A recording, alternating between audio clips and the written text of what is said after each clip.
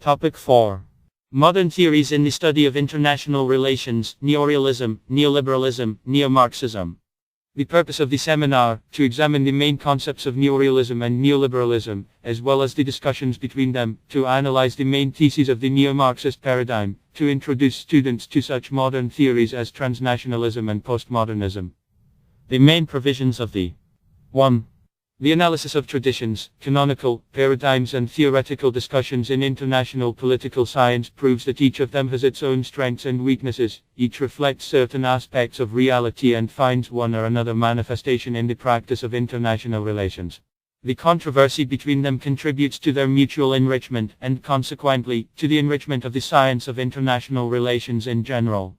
At the same time, it must be admitted that none of the approaches has become dominant in international political science. New alternative approaches to the study of international relations were proposed. The main discussion was between neorealism and neoliberalism.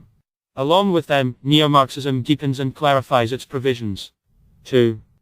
Many of the processes that took place in the world, and especially in Europe, in the 1950s and 1960s, were difficult to explain within the framework of classical realism.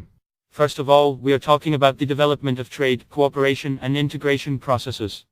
In response to the demands of the time, realism itself changes. By the late 1970s, neorealism, or structural realism, had emerged. The emergence of the school of neorealism in the science of international relations is associated with the publication of Kenneth Walt's e-book, Theory of International Politics, 1979.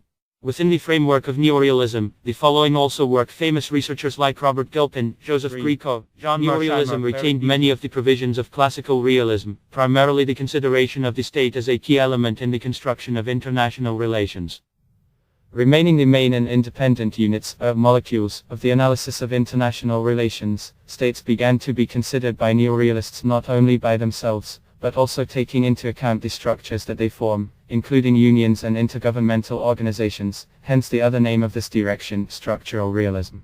4.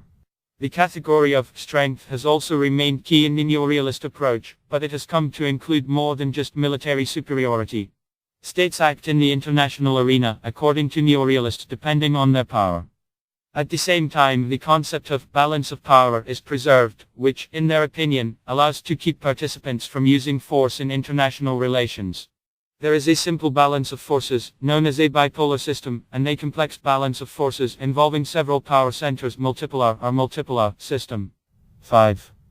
In general, neorealists also recognize the anarchic character of international relations. However, there are significant changes. Thus, Busan speaks about the formation of a mature anarchy in the modern world, which can be regulated. The role of the regulator, in his opinion, is played by Western democratic countries, which act as guarantors of international security. 6. Waltz compared international relations with the market, where states, like firms, acting in their own interests, compete with some and cooperate with others. But the main aspect in neorealism is the conflict of competition. Waltz believes that the system of international relations cannot be explained based only on the characteristics inherent in individual participants, actors, or a group of participants. Therefore, a significant step in the development of the theory of neorealism was the position that the global level of the system of international relations, i.e. the international structure itself, has a decisive role in modern international relations. It also sets the distribution of capabilities, primarily military, among states. Nevertheless, Waltz does not deny the need to study individual countries in order to understand. He formulated three basic principles of the structure of international relations, Waltz's structural triad. According to the first, states in international relations are guided by the motive of survival. The researcher believes that they can have countless different purposes. However, the basis for achieving them is survival. The second principle is to determine the participants in international relations, which for Waltz remain only states. He notes that non-state actors, for example, transnational corporations, will only play a decisive role in the system of international relations when they can catch up and overtake superpowers in terms of their powers and power capabilities. States are subject to the influence and coercion of the system of international relations, but they have the right to decide how they will act in these conditions.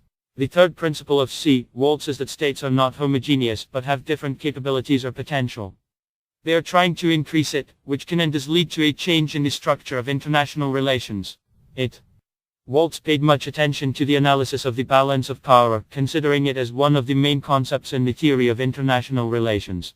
He proceeded from the fact that nuclear weapons are the most important factor that ensures the balance of power in the world. At the same time, its spread does not destabilize the system of international relations, but, on the contrary, strengthens it, since it provides guarantees against armed conflicts due to the effect of intimidation. With the development of realism and the emergence of neorealism, geopolitics is also changing.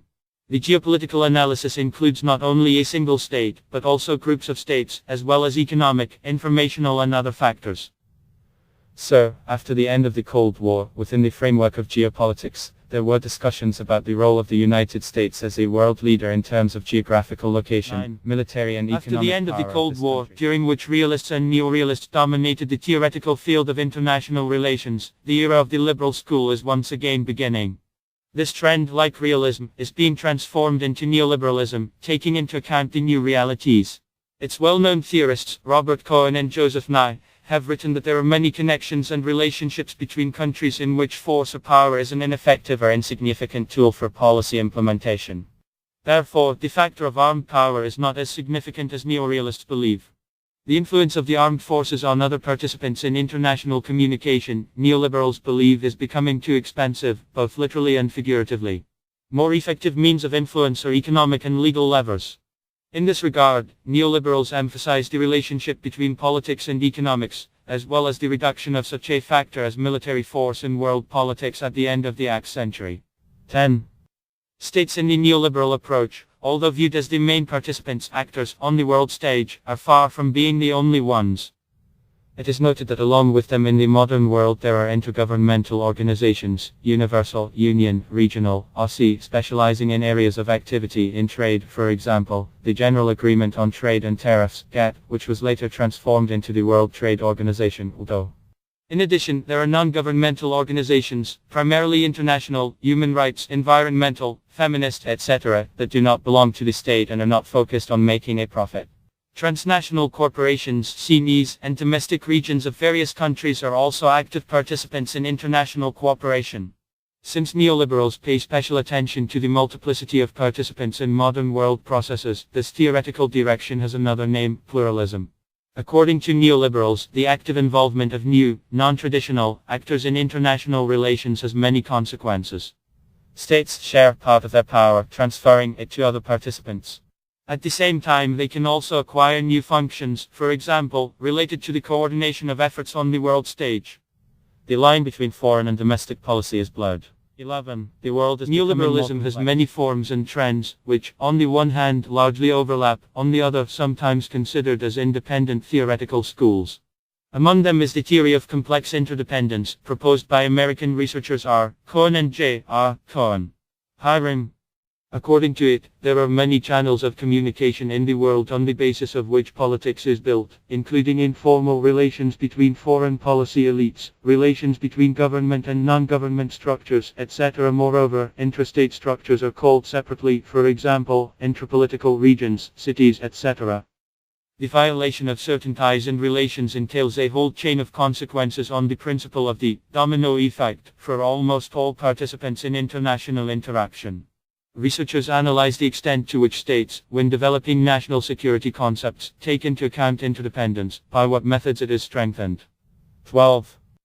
An important trend in neoliberalism is represented by the theory of international regimes, which is reflected in the works of John Raggi, Stephen D. Krasner and Robert Cohen.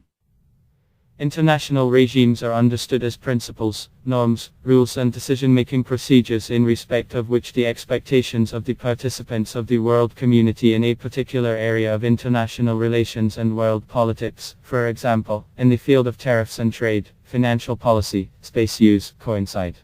Strictly speaking, this trend cannot be attributed only to neoliberalism, since researchers studying international regimes belong to different schools. 13. However, another direction is the theory of the democratic world.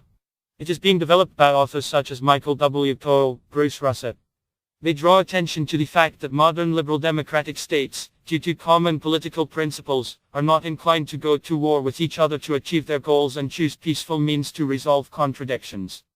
But the theory of the democratic world, as well as international regimes, can be attributed to neoliberalism only conditionally. 14. In addition to these two theoretical schools, realism and liberalism, and their modern variants neorealism and neoliberalism, the so-called neo-Marxist approach is quite common. He emphasizes the economic inequality in the modern world and the stratification of the population by economic parameter, which occurs today not along the lines of the borders of national states, but mainly along the north-south axis. Within the framework of neo-Marxism, the concepts of third world countries, developing, and second world countries, socialist, were introduced into scientific circulation. As the name of the approach suggests, the conceptual origins of neo-Marxism are found in the works of Karl Marx. Representatives of this theory are Immanuel Wallerstein, André Gunder Frank, Robert W. Cox. 15. The world system theory is one of the most well-known variants of neo-Marxism. It proceeds from the following statements. First, the world is divided not only into states, but also into more important structural units classes. The emergence of states was necessary for the transition to the world economic system, world economy, and its victory over the world empires of the past. Secondly, there is currently only one world economy, the capitalist one. The development of capitalism has gone through a series of cycles of expansion and stagnation, which begin with its birth in Europe. At first they covered a relatively small European territory and then spread to the whole world. As a result of the development of capitalism, there was a stratification of countries, depending on economic indicators, into three parts. The center, in the center of the country have a much higher standard of living and dominate the rest. Representatives of the world system theory proceed from the fact that the development of the core is carried out at the expense of other countries. This leads, in their opinion, to conflicts. The world system theory, following V. Lenin, emphasizes the ongoing struggle between the imperialist countries, core countries, but notes that their common goals, due to belonging to the one club, dominate their relations with the periphery, where they have access to cheap resources, labor and sales markets. At the same time, the periphery and semi-periphery try to resist, raising various kinds of revolts. The world system theory warns of the polarization that is taking place today along the line of rich north, poor south, which leads to potential conflicts. 16. Dependency theory is a slightly different variant of neo-Marxism. In contrast to the world system theory of dependence focuses not so much on the historical development of the world and its cycles, but on its current state. Representatives of this theoretical approach, in particular, A. Frank, following the neoliberals, note the rapid development of the economy in the world in the second half of the X century. However, they are more pessimistic, since economically less developed countries, according to their point of view, are dependent on more developed countries. Followers of the theory of dependence emphasize that economic development or backwardness are natural stages of development that are inherent in all states, and they arose as a result of unequal interstate relations. For a long time, there was a redistribution of surplus product from the periphery, colonies and semi-colonies, in favor of the center metropolizers. As a result, this process led to the dependent backwardness of the periphery, South, which could function successfully 17. If it were focused on finally the Gramsci school, or Italian school, named after the Italian Marxist theorist and founder and leader of the Italian Communist Party, Antonio Gramsci, developed within neo-Marxism. One of the key points in it is the provision on world hegemony. It is founded by a strong state that actually imposes the world order on others. It is joined by others, as a result of which a historical hegemonic bloc is formed. Due to the growth of protects within the bloc, its collapse may occur. The leaders of such blocs can serve as, in the second half of the X century, Great Britain, and in the second half of the X century, the United States. 18. In the late 1960s and early 1970s, a new trend emerged in international political science, transnationalism, which is sometimes seen as the result of the Third Great Controversy that broke out between supporters of the state-centric approach, on the one hand, and its critics, on the other. One of the first critics of political realism from the standpoint of the transnational approach was Joseph S. Niger and Robert O. Cohen. Their joint book, Transnational Relations and World Politics, published in 1970, attracted the attention of the scientific community. Its content leads to the conclusion about the crisis of the state-centered picture of international relations and the weakening of the role of the state in world politics. The authors liken world politics to an extensive and multi-layered web of connections connecting such participants in international interactions as multinational corporations, transnational public movements and international organizations, financial groups and other private actors. They displace the state from the center to the periphery of the international system, making it one of the ordinary players of the game unfolding on the world stage under the new rules. The main attention is paid to the analysis of those relations, coalitions and interactions that occur regardless of the territorial borders of the state and are beyond the control of the central bodies of its foreign policy. The importance of this book for the development of international political science is very great. We will note only a few points. First, its publication not only strengthened the position of supporters of transnationalism, or Hooper in the United States and Merle in France, and thereby gave transnationalism a paradigmatic character, not only prompted many of these supporters, for example B. Body Ebb, K. Smuts, went much further in its conclusions than its authors, but also had a great impact on the development of the sociological direction in the study of international relations. In particular on the constructivist approach, F. Practical, J. Radi, A. Wendt, which is gaining a noticeable influence today. Secondly, transnationalism has become a kind of forerunner in the purposeful study of such a phenomenon in modern world development as globalization, which is attracting more and more attention of the scientific community. J. Niger and R. Cohen consider globalization as the movement of information, money, objects, people, and other tangible and intangible objects across state borders, and analyze the four main types of global interaction, emphasizing that many international activities involve all four types of interaction simultaneously. Third, speaking about the importance of transnational forces and interactions and changes in this regard, the role of states in world politics, R. Cohen and J. Nye do not absolutize this meaning. They show that the consideration of this issue in terms of an imaginary loss of control is unpromising both in theoretical and political terms. Of the 5 variants of transnational interaction presented in the book, only in one case we are talking about the own policies of new international actors, which are able to resist the policies of states and even encroach on them. They note that it is not a question of ignoring states, but of studying the role of transnational relations in the redistribution of control over the processes taking place between states.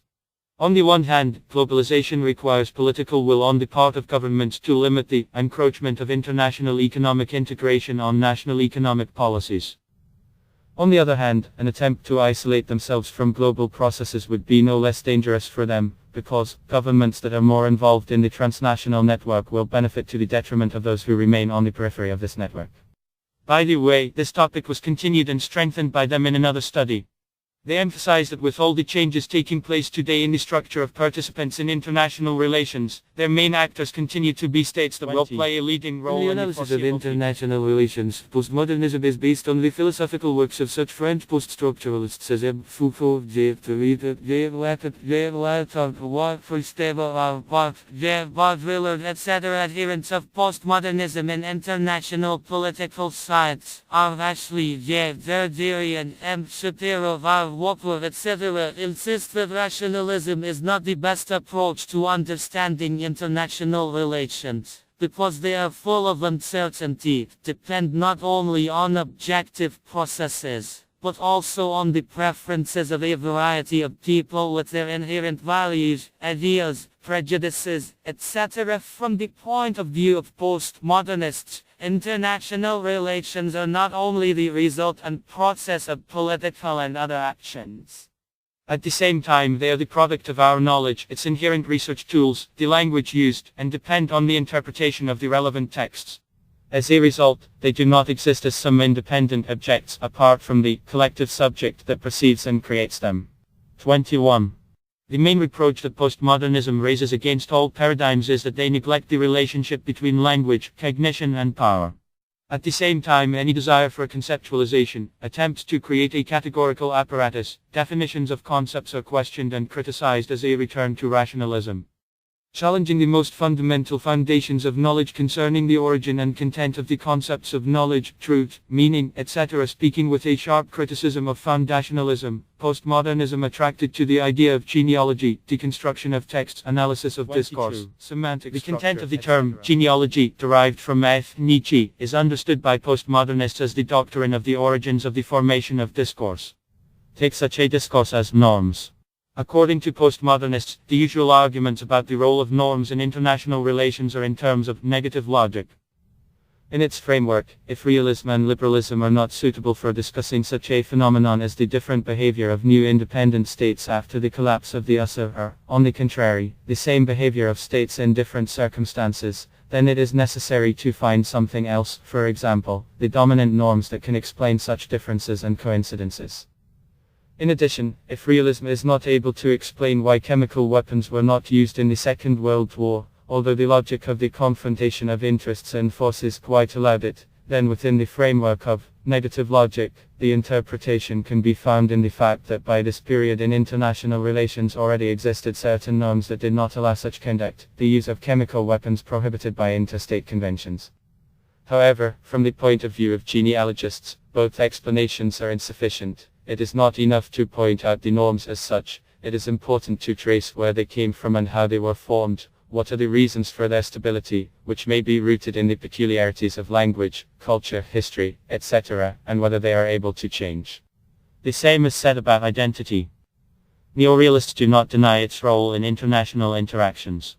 However, they understand identity as a given that has not undergone any transformation, and associate the difference in national interests not with changes, but with factors of a material order, primarily the anarchic military power structure of international relations.